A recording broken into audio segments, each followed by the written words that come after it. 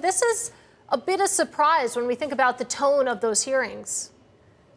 Yeah, it was absolutely contentious. RFK Jr. was questioned heavily, not just on his view on vaccines and whether they're linked to autism, whether they're effective, but also on things like reproductive rights, which he faced some critical questions from conservatives on. All that said, though, he got through the Senate Finance Committee. This was a party line vote. The 14 Republicans on the panel voting to advance his nomination. The 13 Democrats did not. And the one holdout we were all wondering about was Republican Senator Bill Cassidy of Louisiana, who is a medical doctor, actually chairs the HELP Committee where RFK's second hearing was held in the Senate, and he ultimately voted yes for him. So this will now go to a full floor vote at some point. It's not a guarantee that just because he cleared Senate Finance, he will clear the full vote on the Senate floor, but this is a big step forward. I would note as well, we're awaiting one other confirmation vote in committee today for Tulsi Gabbard, who has been tapped to be Director of National Intelligence. That will be in the Intel Committee. She could have only afforded to lose one vote, or if she lost one vote, it would have tanked her nomination. But we've gotten a series of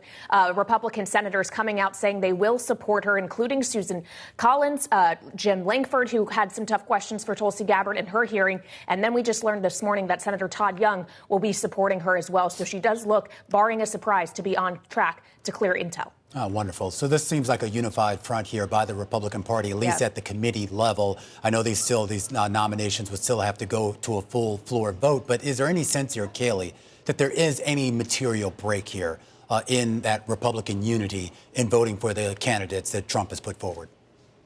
Right now, Romaine, it does not appear so. Everyone does seem to be falling in line behind the president's nominees. That said, we saw in the case of Pete Hegseth that we actually had to have Vice President J.D. Vance called in to break the tie after Susan Collins, Lisa Murkowski, and Mitch McConnell, the former minority and majority leader for the Republicans, all voted against him. So it's not to say that there might not be some dissent, but because it would take more than 3 senators to shoot down any of these nominees, it does look like, by and large, they're all going to be able to advance. If anything, it may be that J.D. Vance has to come in and break the tie again. But right now, it seems like there is a great reluctance within the Republican Party in the Senate to go against the president's wishes. Which is really interesting, Kailey, because you think about when these nominations were first coming through a couple months ago, the reaction was, OK, there's no way all of these nominations come through, and that has to be a calculation by the incoming Trump administration. But I mean, you think about the more controversial picks, RFK Jr., Tulsi Gabbard, Pete Hegseth,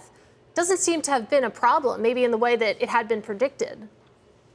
Yeah, and maybe in part, Katie, I hear from strategists a lot that it had to do with the fact that there was the early downfall of Matt Gaetz, who was Donald Trump's original selection to be attorney general. And in the face of pushback from within the Republican Party, Matt Gaetz had to take himself out of contention for that role, which is why Pam Bondi could be confirmed as attorney general instead as early as today. And given that Donald Trump didn't already get his way on one of his initial nominees, the thinking was it was going to be very difficult to tank any of the other ones and still remain in good standing with the president, who we know values loyalty incredibly highly, almost above all else. So, yes, these more controversial nominees, while they did have some difficulty throughout the process, including in their hearings, which by no means were easy on them. Senators had very difficult questions for them. It does seem, by and large, everyone's coming around and saying we're going to give the president what he wants.